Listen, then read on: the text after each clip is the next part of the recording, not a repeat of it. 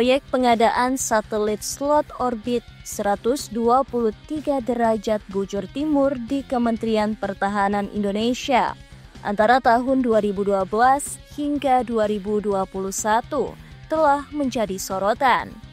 Di balik proyek besar ini, terdapat dugaan korupsi yang melibatkan beberapa nama besar, termasuk seorang purnawirawan TNI yang kini menjadi tersangka. Apa yang terjadi?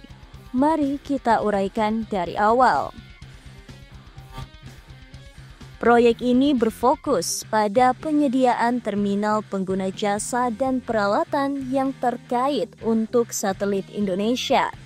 Pada tahun 2016, Kemenhan menandatangani kontrak dengan Navayo International AG, sebuah perusahaan asing. Nilai kontrak awal mencapai lebih dari 34 juta dolar Amerika Serikat. Namun kemudian dikurangi menjadi sekitar 29,9 juta dolar. Namun, masalah mulai muncul ketika penunjukan Navayo International AG sebagai penyedia tidak melalui proses pengadaan barang dan jasa yang benar. Ini adalah pelanggaran serius terhadap prosedur yang seharusnya menjaga transparansi dan akuntabilitas. Tidak hanya itu, perusahaan ini juga dilaporkan mengirimkan barang-barang yang tidak sesuai dengan spesifikasi yang disepakati dalam kontrak.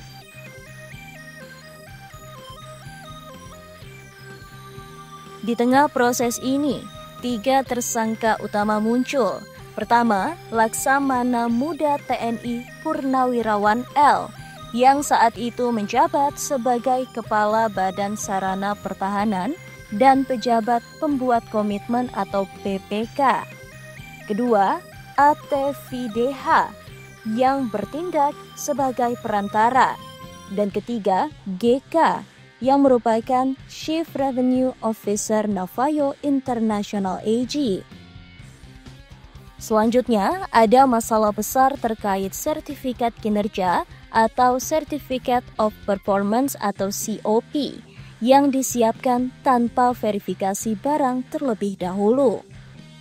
Bahkan, pihak Kemenhan tidak memeriksa barang yang dikirim oleh Navayo, dan ketika pemeriksaan dilakukan, hasilnya sangat mengecewakan.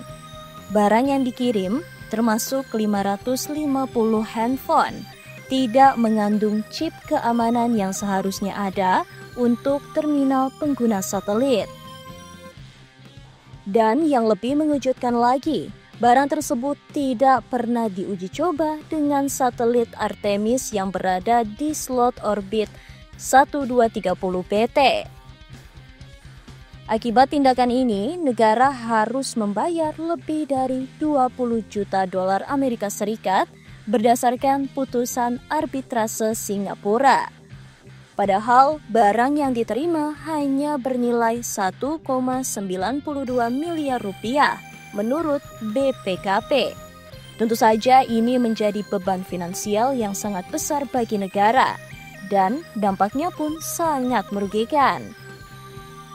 Sebagai akibat dari perbuatannya, ketiga tersangka dijerat dengan pasal tindak pidana korupsi dalam Undang-Undang Nomor 31 tahun 1999 yang diubah dengan Undang-Undang Nomor 20 tahun 2001 tentang pemberantasan tindak pidana korupsi.